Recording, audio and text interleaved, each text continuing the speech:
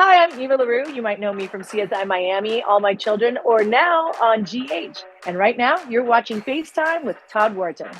What's going on, everybody? This is Be Good, and you're watching FaceTime with Todd Wharton. From Times Square in New York City, it's FaceTime with Todd Wharton. With special guest, Eva LaRue. And musical guest, Be Good. And now, here is your host, Todd Wharton. Welcome to another edition of FaceTime with Todd Wharton. I'm your man, your host, Todd Wharton. Now, before we get to the show, it is Pride Month, so happy Pride, everyone. As you all know, the FaceTime with Todd Wharton team will be there on hand Sunday, June 30th, 2024. At the Pride Parade, covering this amazing event, funny moments, great interviews, a lot of celebrities. We'll get a great time. So again, happy Pride. But before we get to our show and our great guests that we're having on tonight, because I'm excited to have these people on, I think it's time for the news exclusive report.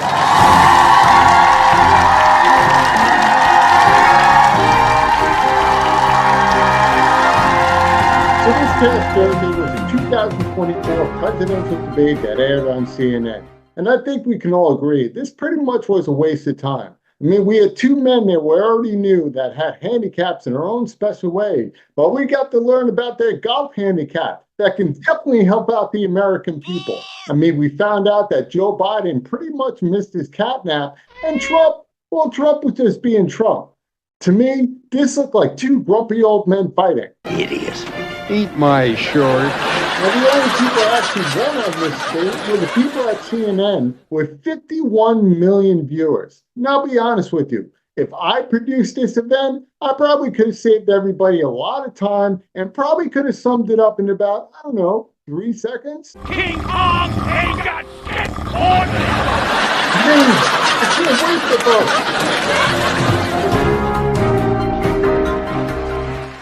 We have a great show for you tonight. So formerly from CSI Miami, but she's back in the soap opera scene on General Hospital on ABC. Hollywood actress Eva LaRue is in the house.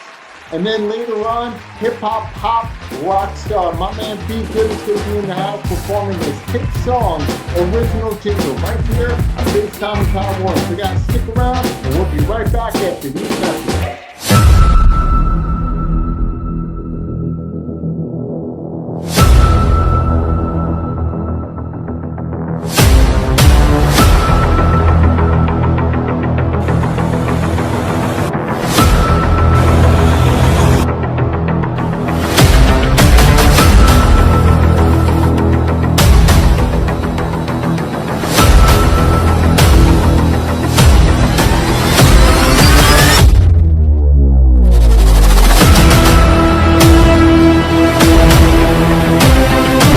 Shit, that shit is hot. And my butt is killing me. All right, that's starting to settle down. All right, so what's going on, guys? Your man Todd from FaceTime with Todd Wharton, and we are here at the New York City Pride Parade. We're going to have a great time today because at the end of the day, New York City is about celebrating people. It's about pride. It's about equality. And if you guys can't get with that, then you can't get with New York City. You told my mother you'd be back for your birthday. When she told me, I laughed at your wordplay. I still wanted you back in the worst way, though. I'm so typical. Don't call me a moment, don't call me your friend. Don't call me a story, 'cause stories end. Don't call me the most when I feel like a ghost then. But if you wanna, guess that you could call me when you come back to the valley. Come back to the valley. Come back to the valley. If you wanna, guess that you could call me then. You come back, come back, come back, come back, come back, come back, come back, come back. If you wanna, guess that you could call me then. Told Vanessa 'cause she knew I wasn't feeling right. She's not used to seeing me cry. Think a part of her was still on your side, oh.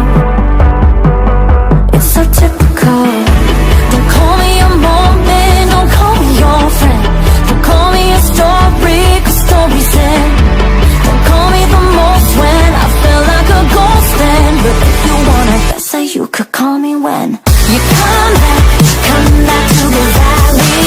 Come back to the valley.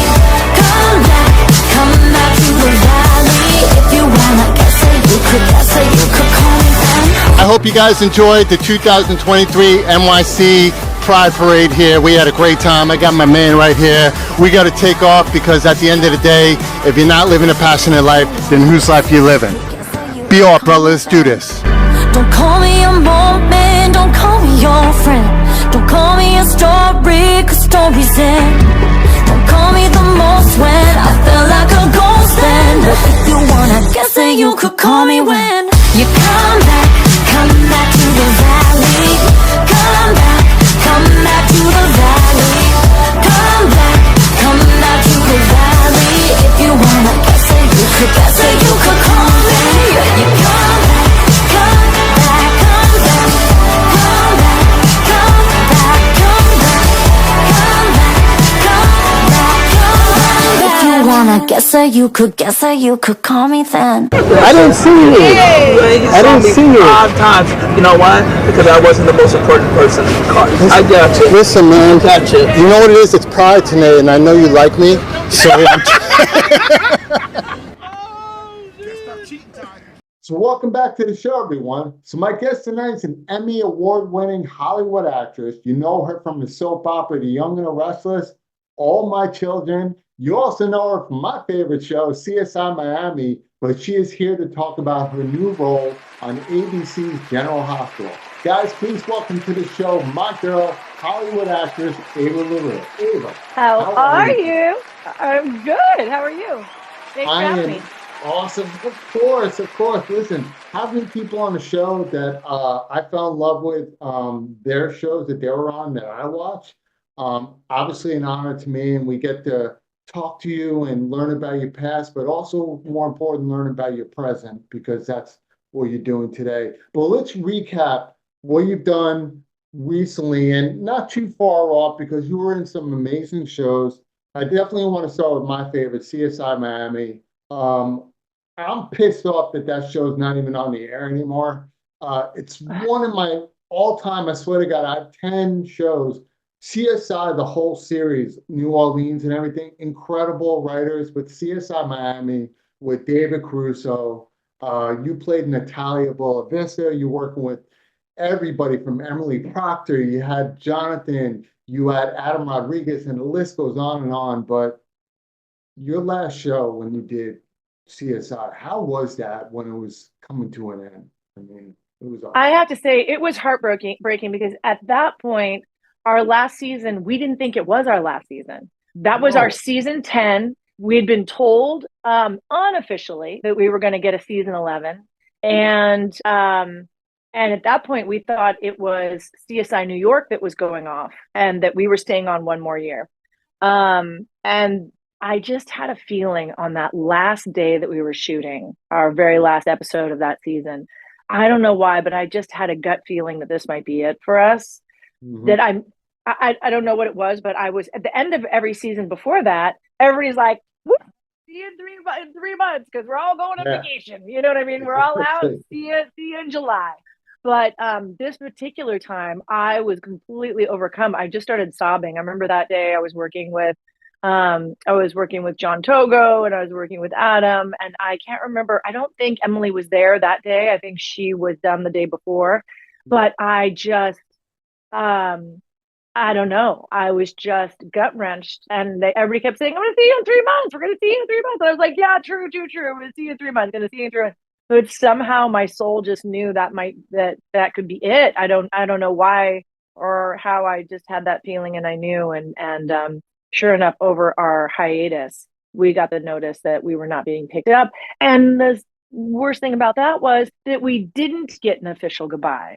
We didn't know it was our official last day. You know what I mean? We should have celebrated or all hugged and cried or whatever. Instead, it was just me like being a weirdo crying. But we didn't all, and we had spent 10 years together. So, Emily had just had a baby that was now a year old. Adam had gotten married and his wife was pregnant. Togo had a baby. People, we all met when we were single. And over those 10 years, we'd watched everybody have their lives blossom and progress and grow. And, you end up spending sometimes more time with your work family than you do with your actual family during the year, because you're there 12 hours a day, 4 or 5 days a week. And sometimes that's more time than you get to spend with your own family. So they really were like this incredible family. It was heartbreaking to have that go, especially the way it did. But no, the fans can't even imagine where you go there. I speak to a lot of actors, and they all say the same thing, like you just said. They become your family. You see them on set, you're having lunch with them, you're getting to know them, you become brothers, sisters, husbands, wives, all Mhm. that. And then to get the rug pulled out from under you, and then the fans around the world who love your characters, they relate you to your characters, they're just shocked. And I don't know what it is. Wow, see, my phone agrees with that, that I don't understand why. That was weird. I don't understand why great shows get canceled. Sometimes it shouldn't be about the huge ratings, because if you have a huge fan base that really loves your show, keep it going. Keep it Just keep it going. going. You're making Yeah. so much money. How much more money do you need from a show? I mean, do you know how hard it is to find a group of cast members that are that good and they Yeah, can that everybody continue to gels go? and everybody, it just works. Yeah. Yeah, And it's it's really hard. And then the hard thing too is that everybody goes off to other jobs where now they're working a 12 to 16-hour day. So it's very hard to stay super in contact like you used to be before. Yes, we do as a group, as a cast, we do try to get together once a year for dinner, Mhm. but it's not always once a year. It's, once every couple of years. And we do try to, but it's hard. Everybody, is off to the four winds and doing other things and working other jobs. So it's, sad. Well, we love you in that role. And it's weird though. It seems like soap operas just keep calling you back. And I always Yep, that call, was my start, and that's it's been fun to keep jumping back in. And actually, I yeah. feel really blessed to have that opportunity, because if you don't have a soap background, you really can't just hop into a soap, you know, because you want to, or because the rest of the industry, is not working out the way you want it to work out. So I'm really grateful that I had an opportunity to start in soap operas and spend 10 years at All My Children, because that gave me the opportunity a few years ago to get to pop in for almost 4 months at Young and the Restless, which was amazing. And now, Yeah. because all of the shows have consolidated, when I started in soaps, there were 14 soap operas on the air, 14 across Yeah. 3 networks. Yeah. Um, and now there are 3. The fourth one, Days of Our Lives, just moved over to Paramount Plus, I believe it is. Yeah. So they're not even on Yeah. network TV anymore. So there's only 3 left on network TV. And so all of the soap actors have consolidated into these 3 shows. And so kind of wherever you go, you end up with friends that you've already worked with before, which is really amazing. So now that that I'm over at General Hospital, there's all these people that I used to work with at All My Children. A lot of people I've just known for, 30 years, that I haven't had a chance to work with before, but I am now. And it's been really fun. My character is a tough Yeah. character, because she couldn't be farther from me than humanly possible, because the fans are having a tough time with her too, which I get, because I can't say I like her either. But it's fun to play her because she's so different than who I am. Of But course. she's a super hyper controlling mother, very manipulative. Yeah. She Kids love thinks that. that she's doing everything for everybody in everybody's best interest, but of course, Yeah. every villain thinks they're doing things in other people's best Best interest, right? their egos, So because they have super yeah, egos. That's what it is. super ego, and they feel misunderstood. Yeah. It's just like. But the worst part is that she's so homophobic, and her poor daughter is tried to come out to her.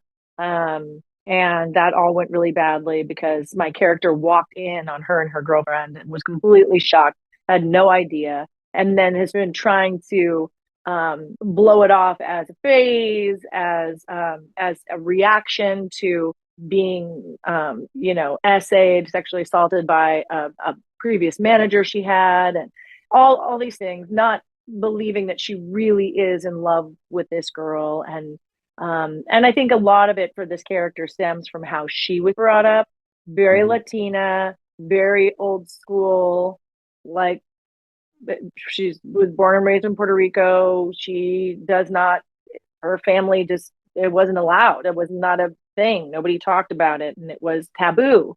So she believes her daughter is like the perfect, that she's so talented, incredible, and it's her perfect little girl. So, you know, in her mind, perfect little girls don't do this, don't have, you know, gay relationships. And you know, for me, I believe love and let love. So she couldn't be further from me than could possibly be. But the character is starting to make this transition of her own and starting to learn and accept through her daughter's eyes, and grow. And so that's, I think, what's great about the character is she is open to the growth. Kind of only because she screwed herself, because she outed her own self by you know, putting out some recording that, well, she didn't put the recording out, but somebody secretly recorded her being horrifying. Her comments were horrifying, and then she got to hear her words back, the repercussions of that tape being released, and so it was like a hardcore lesson for her, that it is really a horrible way to think, to feel, and to espouse about other people's genders, who they love, why they love. That it really is like none of our business. Yeah, of course. And I'm glad you're talking about this because when we're speaking off camera, for some reason, soap operas has been around for a long time. In general hospitals, I believe 60 years now, right? Yeah, But they just had what a I've 60. always noticed is people forget that sometimes the character is not the person in real life, right? And when they see you out of the screen, they'll actually call you the character. They'll yell at you like you're the character.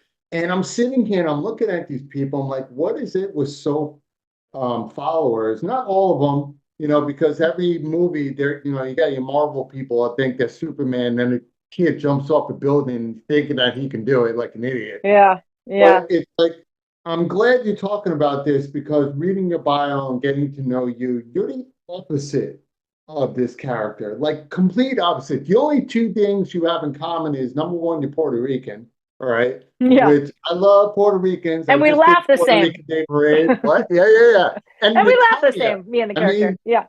I mean, have you ever played Natalia before? Yeah, right. Isn't that funny? I was like, wait, Natalia from CSI is now in General Hospital? So I guess she got promoted to what? From a detective and then she moved?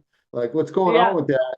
And I guess they did it to make your transition better, even though you did other things. Sometimes to give somebody that same name helps them relate to I felt like it was like maybe a little nod. I've never asked, but I really should. If it was a little nod to CSI Miami, just like a little insider nod. I thought it was kind of funny. So, but it makes it a little thing because you know what? It also is great. You're so used to the name for such a long career season on CSI that when people hear to say the word Natalia, you probably jump thinking it's you already. That's the role. And I'm glad we're talking about this character because I want people to understand you are not the role. You're actually the opposite. So a couple of reasons. Number one, I know you work at the Hearing Justice Center, which is human trafficking, and you fight against that. And then you're also a spokesperson and a partner at Circle for Parents. And I want to touch base on both these real quick. I want people to understand how great of a person you are, that you're not the character that you play. That just pays your bills. Why did you get into the human trafficking end? Because that's a serious, serious role in real life to get into. And I'm really interested in that. It is. The Tahoe Justice Center is, I think, a really beautiful organization, a foundation that was started by a fellow Baha'i. I'm a Baha'i, a member of the Baha'i faith. And she was a lawyer just coming out of law school. And she came across a story of a woman who was she was actually seeking asylum in the United States because she was fleeing gender-based violence, which was female mutilation, female genital mutilation. So she was fleeing her country so that she wouldn't be genitally mutilated. Yeah. And they went through the whole entire court process, and they ended up winning their case and establishing in the United States for the first time a legal precedent that said that women could seek asylum here in the United States based on gender-based violence, women-based violence against them.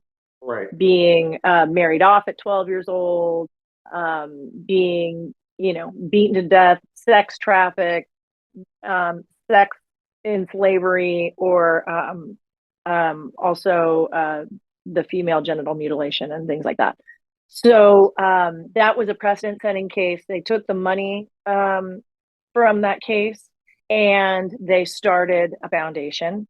And from then, a lot of the women that they serve are women that have been sex trafficked here into the United States. So it's women who never wanted to be here to begin with. So in my, all the people who are no immigrants, blah, blah, blah, they didn't want to be here. They got sex trafficked by Americans, by the way. That's right. Into America for Americans to enslave and beat up and sexually assault children and young women. And now they're here. And if they're able to even escape their enslavement, their only chance is by not getting repicked up by their captor, or even if they were to go home, they'd be picked up by their captor again, because they threaten to kill their families, so they can't even go home. A lot of times the families won't even accept them back because now they're considered sullied or filthy or whatever horrific, sad things. So they can't go home and they can't stay here, right? So their only chance is seeking asylum here, and Tahirih Justice Center provides them full, free legal help navigating the system, so that they not only have care and psychological help for what they've been through, but also the safety of them, helping them find a place to live and being able to navigate that system, because they say that the women who are able to escape and try to seek asylum, if they're unable to find a lawyer that can help them, and obviously for free, where are they getting their money, right? There's the percentage is an 86% chance that they will be sent back home. Also, once they're sent back home, they're either repicked up by their trafficker, or they're killed, or whatever it is, if they're sent back home. So, but they have a 96% success rate at Tahirih Justice Center of winning all of their cases for these women who have been sex trafficked here, and giving them a new life, giving them all the therapy and the social services that they require, and giving them a new life.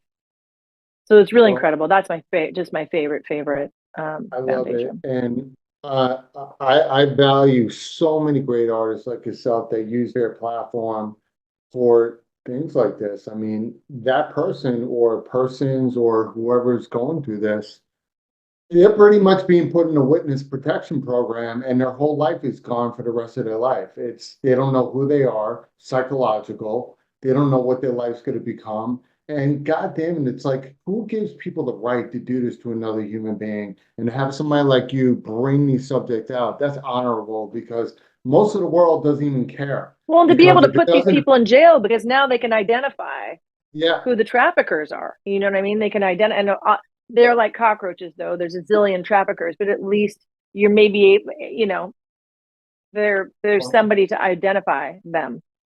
yeah. And I know you are a great parent. I've seen your IG and just a lot of stuff with your daughter. And I have a feeling, I could be wrong, that you got into Circle for Parents more because you are a parent.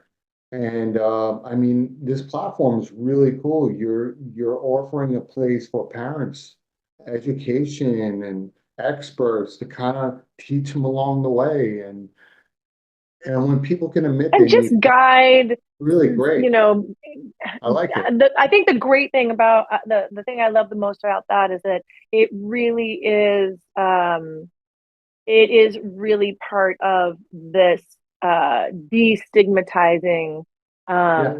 mental health and really giving parents a resource for being able to reach out and just know that they're not alone and whatever it is. Your kid's having drug problems, your kid's having depression problems, your kid barely got through COVID, like anybody's kid went into massive depression during that time. You know, there's just resources, there's groups and touchstones and ways that people can connect and not feel like they're alone in parenting and get real guidance by real therapists. So I just thought, God, we've all been doing it for so long. I don't know. I guess there's just like a layer of shame around parenting that keeps us quiet. And there's also this layer of competition in parenting that's like, my kid's going to this college, my kid's going to this school, my kid my kid is like, VIP in whatever sport and blah, blah, blah. And that's all fine and great. We're all really proud of our kids. But we're also all having some sort of problem with our kids. They're not all perfect. And yet we're afraid to talk about that with anybody else for fear that somebody will think, parenting rightly or wrongly, but it does, it's a reflection on it's like somehow a reflection on who we are as people, or parents think that anyway, that our children are a direct reflection of us. So there's like this massive ego piece of it, right? If our kids aren't doing well, oh my God, it makes us look bad. So that shouldn't be it. It should be, our kids not doing well. What do I do to help? Yeah. Doesn't matter what the opinion is of others, but we're so opinion oriented. We're so, what does it look like? Or we're so IG oriented. What does it look on your Instagram? Does it look happy and everybody looks beautiful and everybody's got their OOTD, like their outfit of the day and they're all coordinated?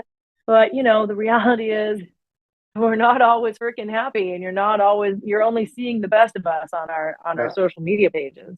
We really need to be able to reach out to each other as parents and say, I'm struggling. I don't know how to deal with this attitude. And don't tell me your teenager doesn't have attitude, because I know you're lying. Everybody, listen, nobody has a perfect kid. You and I were not perfect kids. Parents I know I wasn't a perfect kid. Crap.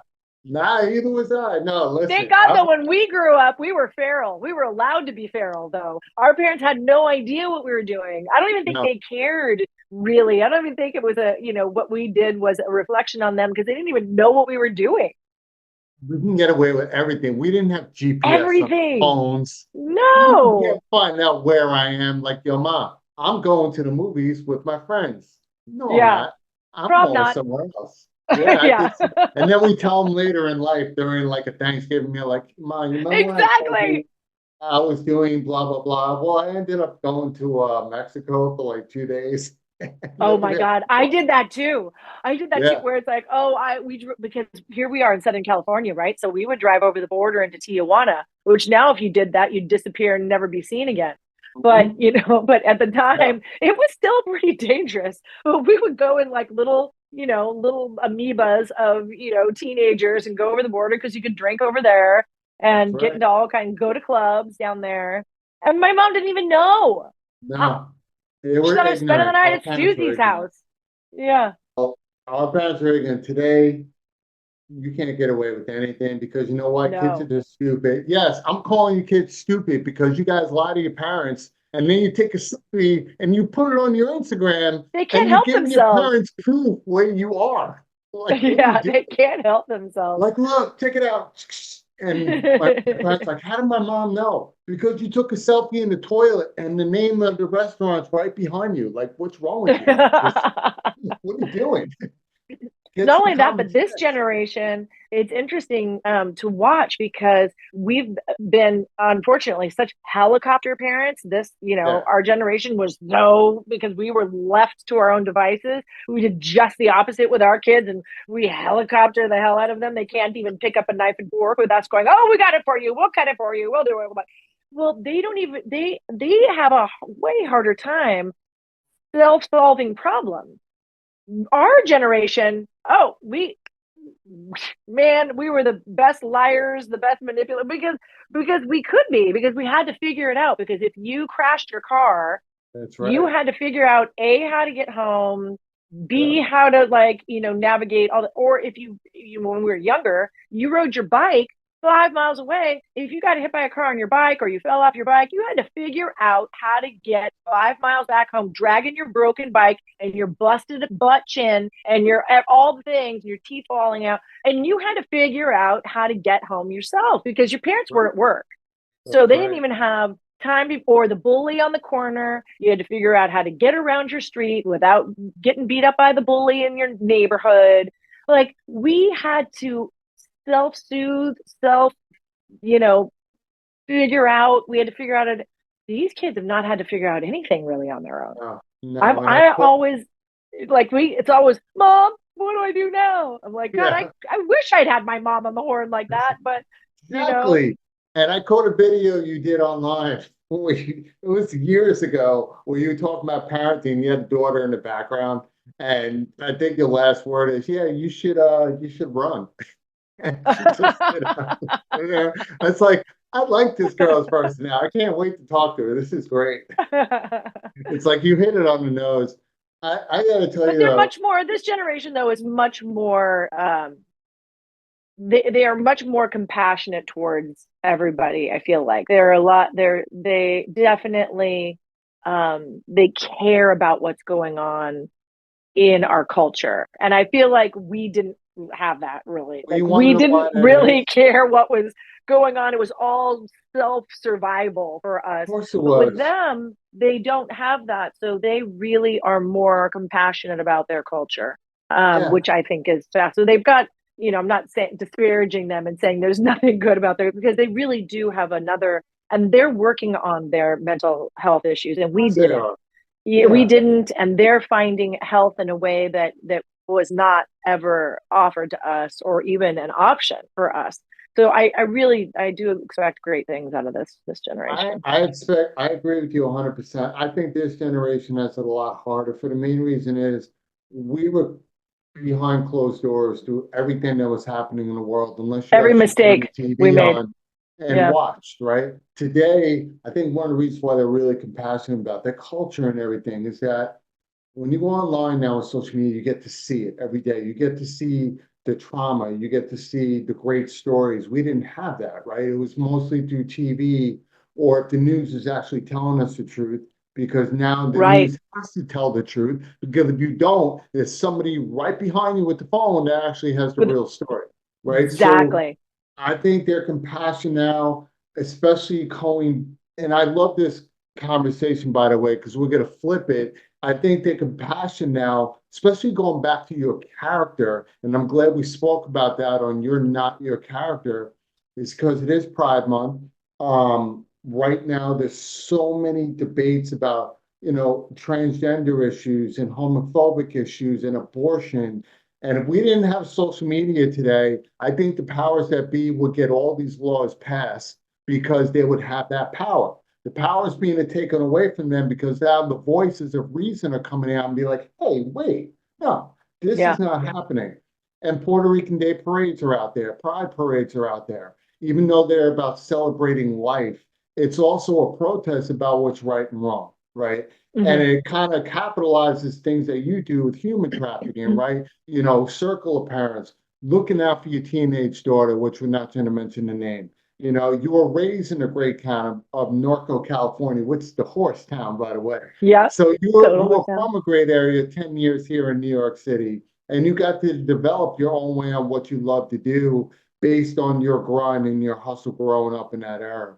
But today, the kids get to see it firsthand through social media. It makes their lives a lot harder, because a lot comes at them, but it also gives them an opportunity to choose, well, how do you want to live your life? You see it every day on social media. How do you want to put a dent in this life and have people remember you for the greatness that you brought to this world? How do you want to do that? And you have a phone. How are you going to do it, right? We already gave you the tools as parents. How are you going to be as the son and daughters in the next generations of presidents and senators? How are you going to do it? Right. I Yeah. think it's awesome. Yeah. Thank you. Damn. Thanks. It's like close. Like I'll close. Kidding. Eva, I'm honestly, I have to say, you don't need to hear it, but I'm so proud of you of your career. Thank you.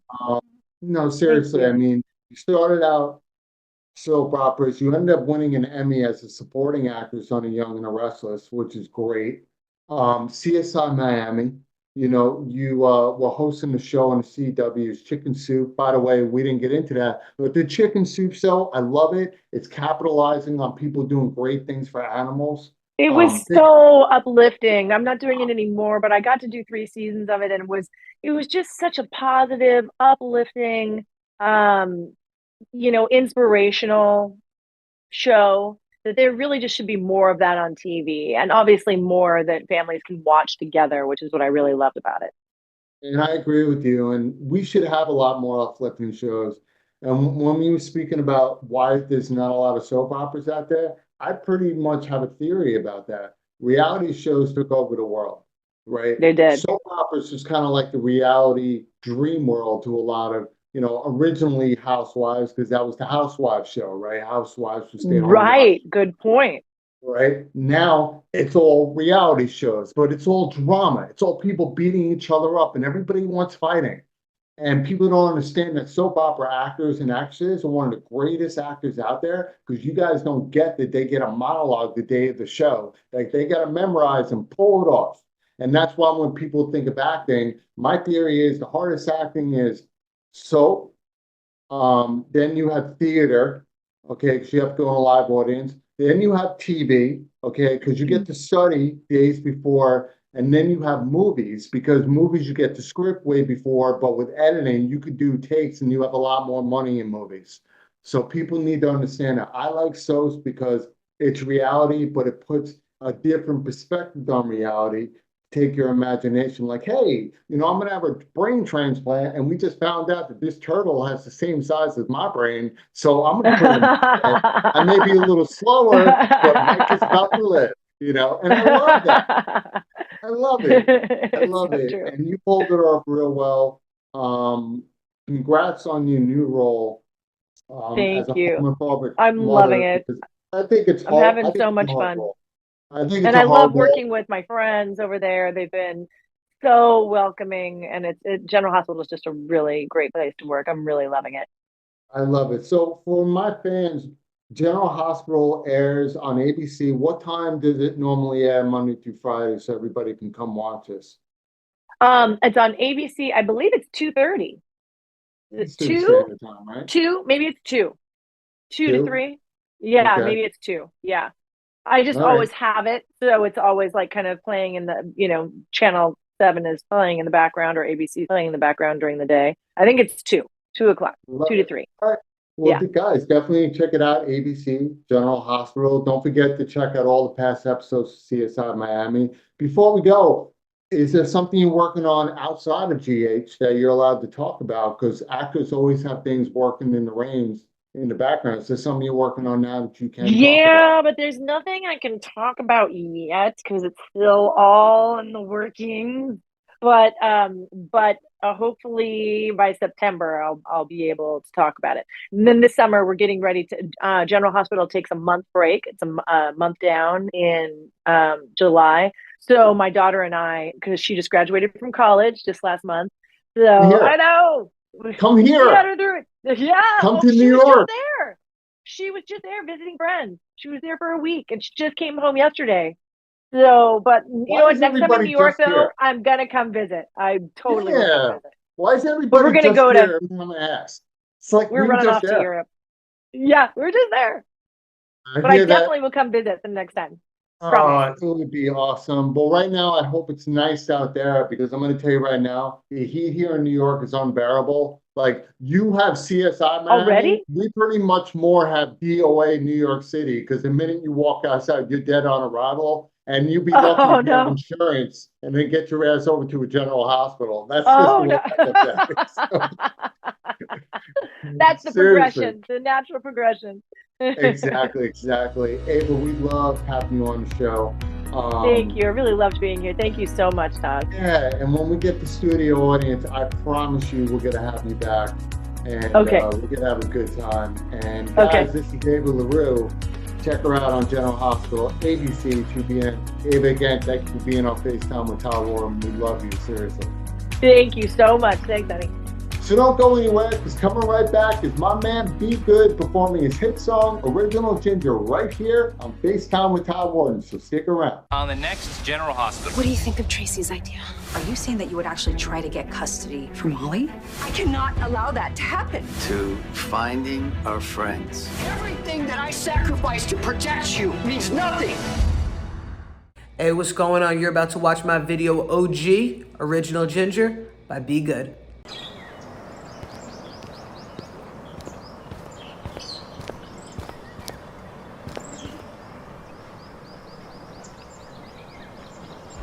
Hey, sorry to interrupt your emails. I normally never do this, but my name's Jeff. No.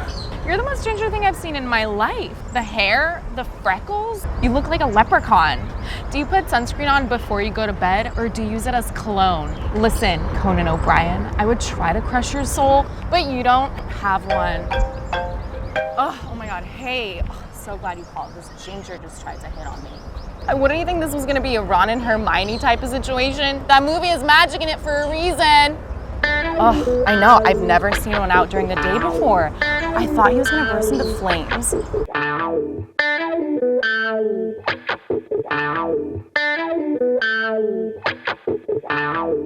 The redheaded rabble, call me the ginger spitter with the axe, yeah. Fighting the struggle, I know that people notice me when I pass, yeah. Everybody is gonna stare, look at me good with the bright orange hair. All of these freckles, you think that somebody was drawing them there, yeah. I know what they think, know what they gon' say. They ask if it's fake, does my dad look the same? I ain't gon' play, my flow is so hot cause my head's catching flames. Somebody's always gon' ask about carpets and drapes. Well, I got whole windows and I'm hanging blinds up for shade. With my red mouth that's on top, I'ma clean up the game. I'm a ginger, I'm a ginger, original ginger. I'm a ginger, I'm a ginger, I'm a ginger, original ginger. I'm a ginger. Born to be me, born to be red. More than a look, more than a head. Born to be good, made to be great. Love it or hate, you can't look away. Nothing comes easy, shout out the kids that would tease me. Said that I don't have a soul, well what do they know, cause I'm still breathing. And I'll admit that it's frustrating on Halloween when I have to be a Weasley. I'll never be Harry, but when I play my guitar I look like a cheering. I found myself asking what would the prophets of Carrot Top do? And if we head to the beach, don't bring the sunscreen, I always got two. Well, I got news, off the top keeping it real, there's no dying my flow. We ain't gonna extinct love to dinosaurs though, and I'ma be forever young. Cause redheads get caught wherever they go. I'm a ginger, I'm a ginger, original ginger. I'm a ginger, I'm a ginger, I'm a ginger, original ginger. I'm a ginger. Born to be me, born to be red. More than a look, more than a head. Born to be good, made to be great. Love it or hate, you can't look away. I'm a ginger, original ginger. I'm a ginger, original ginger. This is the redhead redemption. I'm a ginger. So much more than just a redheaded stepchild. Original ginger. Believe it or not, I'm not even Irish. I'm a ginger, but I pretend to be on St. Patty's Day. Original ginger. Born to be me, born to be red. More than a look, more than a head. Born to be good, made to be great. Love it or hate, you can't look away. Yo, I wanna shout out Prince Harry, Shaun White, Amy Adams, quarterback for the Bengals Andy Dalton, Brian Scalabrine. You know, there aren't many of us, but man, we still kicking, man, we trying.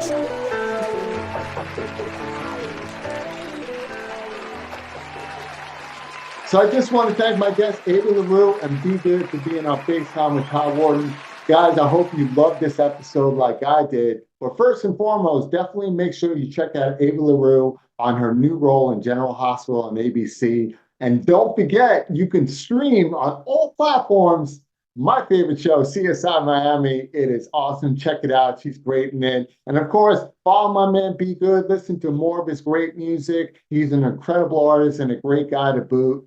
I hope you enjoyed this episode. But before we leave, guys, it is Pride Month. Happy Pride. I hope to see everybody there on Sunday, June 30th, 2024, as the FaceTime with Todd Wharton team will be there covering that great event. But until the next time, everybody, if you're not living the passion of your life, it means like you're living. Take care, guys. I'll see you soon.